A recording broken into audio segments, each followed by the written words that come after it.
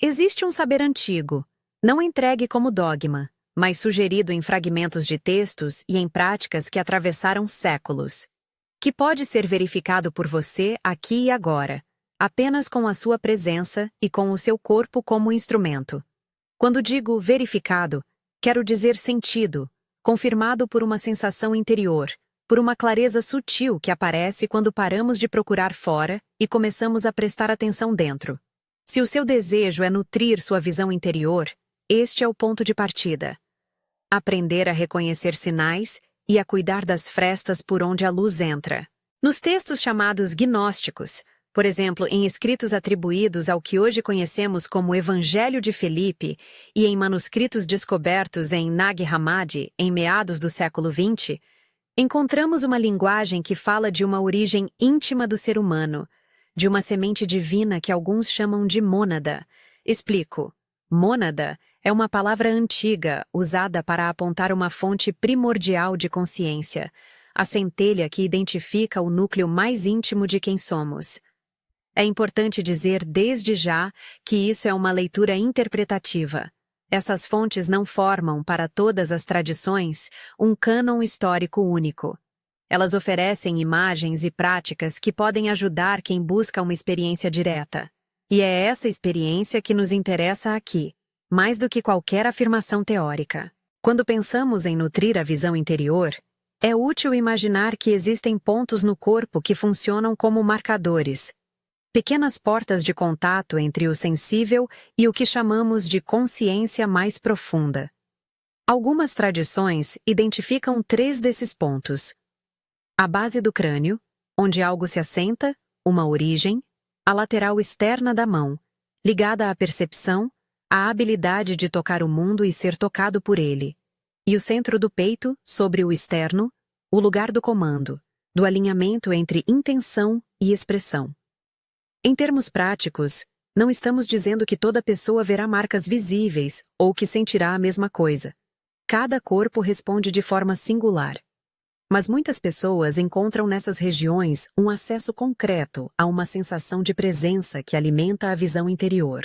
Antes de seguirmos para uma prática guiada, permita que eu defina com cuidado 2 imagens que vamos usar. Quando falo sobre o demiurgo e os arcontes, refiro-me a categorias simbólicas presentes em algumas leituras gnósticas. Demiurgo é uma ideia para nomear a dimensão formada, construtiva e também limitante da realidade material. Arcontes são modos ou padrões que orientam nossa atenção para o que nos separa da lembrança de origem. Trata-se de uma moldura interpretativa, útil para quem busca entender por que a percepção pode se obscurecer, mas nada disso precisa ser tomado como ataque a crenças ou instituições. É uma lente, não uma sentença. Agora, se você está pronto, vamos fazer um exercício prático, curto, corporal e orientado para a verificação direta. Esta prática foi pensada para ser segura e simples. Se em qualquer momento surgir desconforto, pare. Não é substituto de acompanhamento médico ou psicológico. Coloque-se numa posição confortável, sentado ou deitado, onde possa relaxar sem ser interrompido por 1 minuto ou 2. Respire de forma leve e atenciosa. Sinta o ar entrar pelas narinas, expandir o tórax e o abdômen, e siga com a expiração. Faça 3 respirações profundas assim, inspirando pelo nariz em 4 tempos, soltando pela boca em 6 tempos, liberando qualquer tensão. O objetivo é acalmar o sistema nervoso e trazer atenção ao corpo. Em seguida, leve a mão direita, ou a que for mais confortável, até a base do crânio, onde o pescoço encontra a cabeça. Toque com as pontas dos dedos, com leve pressão, por cerca de 30 segundos. Não pressione demais, apenas o suficiente para notar contato. Enquanto mantém o toque, observe. Há calor, formigamento, leve alívio, uma sensação de ancoragem.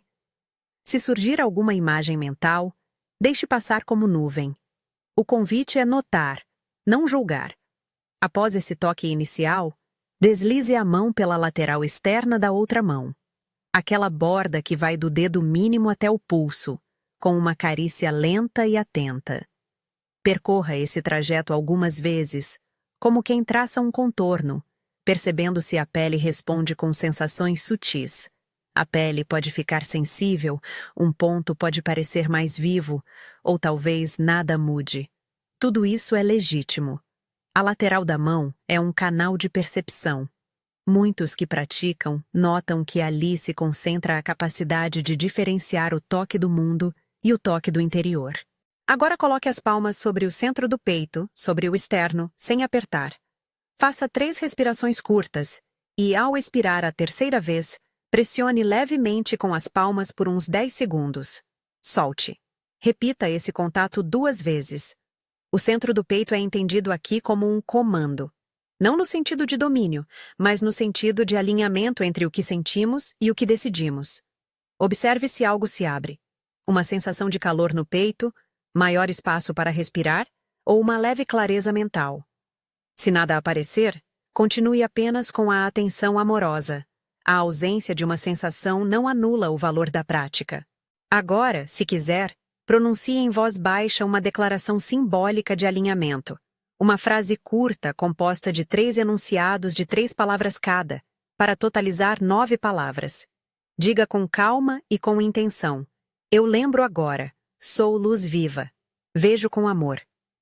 Essa afirmação não é uma fórmula mágica.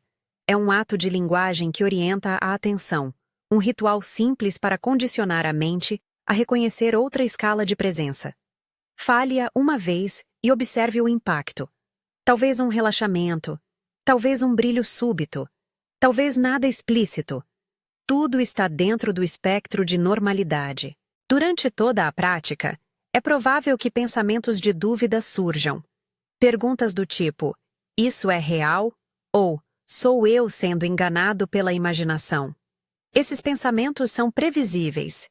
Em muitas tradições, inclusive nas leituras gnósticas, esses impulsos de dúvida foram personificados como arcontes, forças que atrapalham a recordação. Mas não é preciso lutar com eles. Quando aparecerem, reconheça-os com uma frase simples, a dúvida, e retorne a atenção às sensações do corpo. Observe-os como nuvens, sem se envolver. Essa atitude de testemunhar muda radicalmente a relação com a mente. A dúvida perde o poder de interromper o contato. Se, após essa primeira experiência, você sentiu algo, mesmo que tênue, escreva nos comentários a palavra reconhecimento. Esse gesto simples nos ajuda a criar uma comunidade de prática, onde cada relato é um indicador de que a exploração é possível no cotidiano. Se preferir não comentar, tudo bem. A prática serve igualmente a quem permanece em silêncio. Passado o exercício, como nutrir essa visão interior de modo contínuo? A chave é transformar esporádicos instantes de presença em hábitos que alimentem a sensibilidade. Algumas práticas breves e acessíveis. Primeiro, uma rotina noturna de 3 minutos antes de dormir, repetindo a respiração e a declaração de 3 frases. Isso ajuda a sedimentar o sentido de pertença a algo maior do que a rotina diária. Segundo, nos momentos de transição do dia, ao levantar, antes de almoçar, ao encerrar o trabalho, traga a atenção ao centro do peito por uma respiração consciente. Pequenos gestos somam. Terceiro, usar as mãos. Sempre que sentir dispersão, passe a lateral da mão pelo braço oposto e perceba se o gesto o recolhe para o presente. Outra prática é a escrita breve. Reserve 30 segundos para anotar uma lembrança interior, uma imagem ou uma sensação que emergiu durante a prática. Esse registro não precisa ser coerente.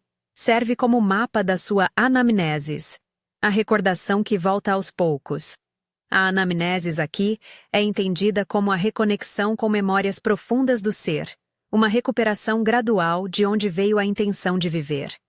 Não se trata de criar narrativas grandiosas, mas de manter um canal ativo entre experiência e pensamento. É importante também falar sobre integração. Perceba como a visão interior, quando nutrida, influencia escolhas, criatividade e discernimento. Quem desenvolve um hábito de verificar sensações corporais e de dar crédito àquilo que nasce internamente, tende a tomar decisões menos reativas e mais alinhadas com valores profundos. Na prática, antes de responder a um e-mail que provoca ansiedade, respire e toque levemente o centro do peito. Antes de aceitar um compromisso, observe a lateral da mão como se testasse a textura do desejo. Essas microlinguagens corporais nos permitem checar se uma ação nasce do medo, da conveniência ou de uma visão que pulsa de dentro. Ao mesmo tempo, convém lembrar limites. Nem toda sensação é imediatamente interpretável.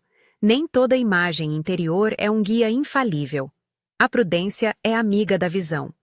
Se emoções fortes emergirem, angústia, vertigem, memórias traumáticas, procure suporte profissional. Esta prática é um caminho de cultivo, não um substituto para terapia ou cuidados médicos.